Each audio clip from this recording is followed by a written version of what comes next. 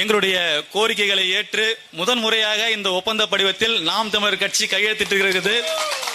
இந்த படிவத்தை நாங்கள் பிரதி எடுத்து இதை நாங்கள் மக்களுக்கு நாங்கள் பரப்புரை செய்வோம் என்பதை உறுதியளிக்கிறோம். நன்றி. அடுத்ததாக விக்கிரவாண்டி தொகுதியின் வெற்றி வேட்பாளர் மருத்துவர் அபிநயா பொன்னிவளவன் அவர்கள். என்னுயிர் அண்ணன் செந்தமிழன் சீமான் உள்ளிட்ட இக்கூட்டத்திற்கு வருகை தந்திருக்கும் மான தமிழர்கள் அனைவருக்கும் எனது புரட்சி வணக்கம். சாட்டா என்ன போயிட்டாரானா? சேட்டை தானே அவருக்கு. ஒரு காணொலியில அவர் பேசுவாருன்னா மனசுல இருக்க அம்பட்டு கோவத்தையும் வெளியில சொல்லிட்டு வெக்கம் மானம் சூடு சொரணெல்லாம் இருக்கா, சோத்துல உப்பு போட்டு தான் தின்றியா, இன்னும் பல விஷயங்கள்லாம் கேட்டுட்டு அப்படின்னு நான் சொல்லல, ட்விட்டர்ல போட்டிருக்காம்பா, ட்விட்டர்ல ஐடி வேணுமா இடுமா வனம் கார்த்திக் அப்படின்னுருவாரு. அந்த மாதிரி இன்னைக்கு அவர் மனசுல இருக்கிறதெல்லாம் பேசிட்டு அவர் பேசினதை கேட்டுட்டு அவருக்கு யாரோ போன் பண்ணி சொல்லியிருக்காங்க, டேய் எப்பா பேசாதப்பா எங்களால முடியல அப்படின்ட்டு. அதை என் மேல போட்டாருன்னா நான் அப்படிலாம் பண்ண மாட்டேன். என்னுடைய பரப்புரை நான் மக்களிடமே தான் கேள்வி கேட்கிறேன். நேத்து கூட நான் நிர்வாகிகளிடமும் கேள்வி கேட்டேன். நான் கோபப்பட்டு பேசுறேனே தவிர கோபமா பேசல. என் உயிருக்கினிய தமிழ் சொந்தங்களே, என்னுடைய சித்தப்பா பெரியப்பா தாத்தா பாட்டி அம்மா எல்லாரும் இந்த கூட்டத்துல தான் நிக்கிறீங்க. நான் கோபப்பட்டு தான் பேசுறேன். ஏன்னா இத்தனை ஆண்டு காலமாக ஒரு கட்சி கூட்டணி இல்லாமல் தன் கொண்ட கொள்கையில் நிலைப்பாடோட நின்று உங்க மேல பாசத்தையும் நேசத்தையும் வாரி கொட்டிக்கிட்டு இருக்கோம். எத்தனை தடவை புறக்கணிச்சாலும் அதை ஏற்றுக்கொண்டு மீண்டும் உங்களோட நிக்கிறோம். அடுத்த நாளே போராட்டம்னா எங்க அண்ணன் முன்னிலையில நாங்க நிக்கிறோம். ஆர்ப்பாட்டத்திலையும் நாங்க பங்கெடுத்துக்கிறோம். எந்த பிரச்சனைக்கு நாங்க குரல் கொடுக்கல சொல்லுங்க. அப்படி இருந்தும் நீங்க என்ன புறக்கணிக்கிறீங்கன்னா அதுக்கு ஒரே காரணம், எங்க கிட்ட இல்லாத தகுதியா நீங்க பாக்குறது அந்த காசு மட்டும்தானா? காசை மட்டும்தானே பார்த்து நீங்க ஓட்டு போடுறீங்க. இதைத்தான் நாங்களும் கேட்கிறோம்.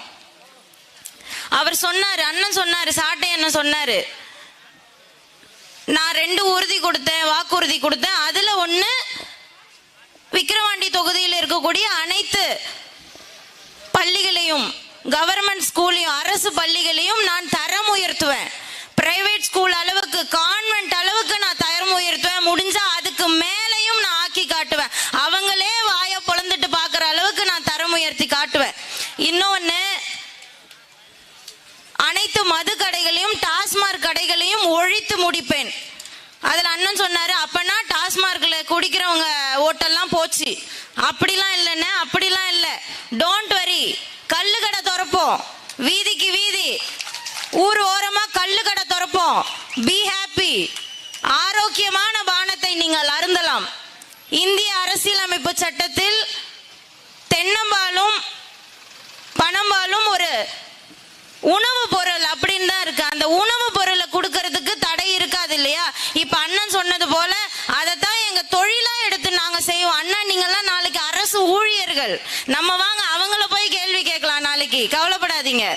அவர் எவ்வளவு ஒரு ஆதங்கத்தோட பேசுறாரு. மற்ற மாநிலங்கள்ல இல்லைங்களே, ஏன் தமிழ்நாட்டுல மட்டும் இருக்கு? ஏன்னா சாராய அதிபர்களால் ஆண்டு கொண்டு இருக்கிற நாடுதான் இந்த தமிழ்நாடு. இத கேள்வி கேட்டாதான் எல்லாருக்கும் கோபம் வருது. சாராய அதிபர்னு சொன்னா பொத்துக்கிட்டு வருது.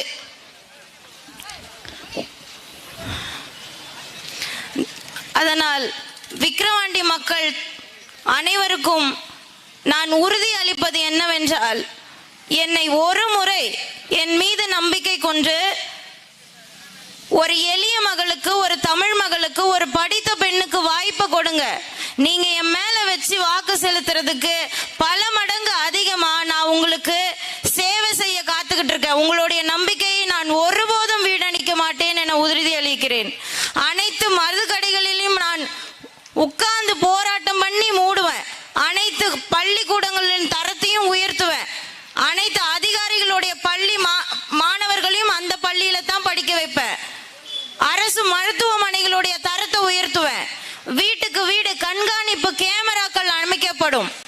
அதனால குற்றங்கள் ஒழிக்கப்படும். ஊருக்கு ஊரு விளையாட்டு மைதானங்கள் அமைத்து தருவேன். வீட்டுக்கு வீடு நல்ல குடிநீர் வந்து சேரும், உங்களை நோக்கி வந்து சேரும். வீதி வீதியா குடத்தை தூக்கிட்டு அலைய வேண்டாம். கழிவுநீர் கால்வாய்கள் அமைத்து தருவேன். பம்பை ஆறு, வராக ஆறு, செஞ்சி ஆறு போன்ற ஆறுகளின் கிடையே அணைகளை கட்டி நீர்த்தேக்கம் செய்து விவசாயத்திற்கு பயன்படுத்த ஏதுவாக மாற்றி தருவேன். பல ஏரிகளை தூர்வாரி அதில் தண்ணீரை தேக்கி வைத்து நிலத்தடி நீர்மட்டத்தை உயர்த்துவேன். இதுக்கு மேல என்னமா எதிர்பார்க்கறீங்க? ஒரு பக்கம் 1000 500, இன்னொரு பக்கம் பல கோடிகள் கொடுத்தாலும் பொறாத நலத்திட்டங்கள். நீங்க யாரு பக்கம் நிக்க போறீங்கன்றத முடிவு பண்ணிக்கோங்க. ஒரு பக்கம் பணம், ஒரு பக்கம் இனம். உங்கள் வாக்கு யாருக்குன்றத முடிவு பண்ணிக்கோங்க. ஒருவேளை அந்த காசை வாங்கிட்டு நீங்க ஓட்டு போடணும்னு நினைச்சா மனசு உறுத்துச்சுன்னா ஒரு 1 ரூபாய், எங்க அண்ணன் சொல்றது போல ஒரு 5 ரூபாய் ஒரு மஞ்சள் துணியில முடிஞ்சு உங்களுடைய குலதெய்வம் கோயில்ல ஒரு உண்டியல்ல போட்டு அந்த பாவப்பட்ட காசை நான் வாங்கி தொலைச்சிட்டேன், காரணம் அந்த நிலைமைக்கு வச்சிருந்தது அவங்கள் தான் அப்படின்னு சொல்லிட்டு ஒரே ஒரு முறை என் வீட்டு பிள்ளைக்கு, இந்த தமிழ் மகளுக்கு, ஒரு படிச்ச பெண்ணுக்கு, ஒரு நேர்மையான பெண்ணுக்கு நான் வாக்கு செலுத்தி என்னுடைய சொந்த மகளை நான் அரியணை ஏற்றுவேன். அவளால என்னுடைய கிராமம் மாற போகுதுன்றத மனசுல வச்சுக்கிட்டு மைக் சின்னத்துல ஓட்டு போடுங்கம்மா. ஒரு வாய்ப்பு தானே கேட்கிறோம், நல்லது பண்றதுக்கு வாய்ப்பு கேட்கிறோம், ஆனா தரமாட்டீங்க. எனவே எனது அன்பான தமிழ் சொந்தங்களை, இத்தனை ஆண்டு காலமாக நீங்கள் கைவிட்டு விட்டீர்கள், ஆனால் இந்த முறை இந்த எளிய மகளை கைவிட மாட்டீர்கள் என்ற நம்பிக்கையோடு விடைபெறுகிறேன். நன்றி, வணக்கம். நாம் தமிழர்.